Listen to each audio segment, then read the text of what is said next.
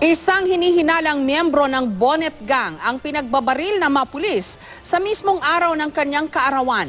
Bumunot daw agad ng baril ang biktima kaya binaril din siya ng mga pulis. Pero sabi ng mga kaanak ng biktima, wala itong armas. May exclusive report si Cesar Apolinario. Walang kalaban-laban, inano nila. Wala pong kasalanan ng asawa ko, sir. Ito ang hinagpis ng misis ni Joffrey Lucero, 33 taong gulang na namatay nung Biyernes ng gabi matapos pagbabarili ng mga pulis ng QCPD malapit sa kanilang bahay sa barangay Old Balara, Quezon City. Sabi ni Aling Lita, pinagbabaril daw ng mga pulis ng malapitan ang kanyang mister sa mismong araw ng kaarawan nito. Pinakita sa GMA News ng isang kamag-anak ni Lucero ang CCTV sa lugar nang mangyari ang insidente. Nandun daw siya sa may tindahan kasama ng ilang kamag-anak at kapitbahay nang maganap ang pamamaril.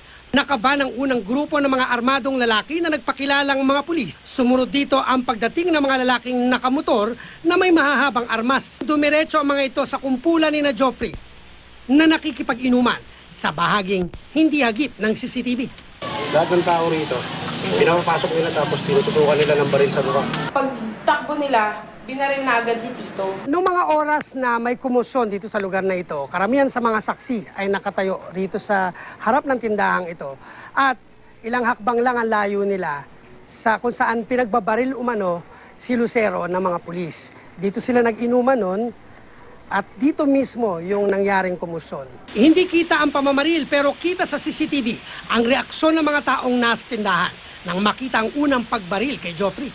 Paputok na sila, tapos Kanino pinatama yung kay baril? Joffrey. Diretso kay Oo, Joffrey. diretso sa kanya. Tapos sunod-sunod na yung putok noon. Pero nanlaban ba talaga si Joffrey? Wala naglaban, wala. Tsaka yung sinasabi nila may dala na baril, wala ring may baril doon. Sa report ng pulis, rumisponde lang daw sila sa tawag na may namamaril sa lugar. Hinihinalang miyembro raw ng Bonnet Gang si Lucero.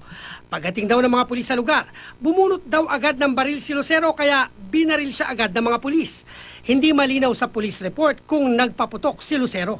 Dead on arrival si Lucero nang dumating sa ospital. Tinanggi naman ng barangay na may naulat sa kanila na indiscriminate firing nung Biyernes ng gabi bago ang insidente.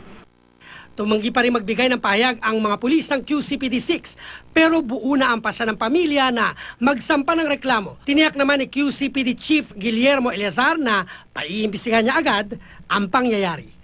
Cesar Apolinario, GMA News.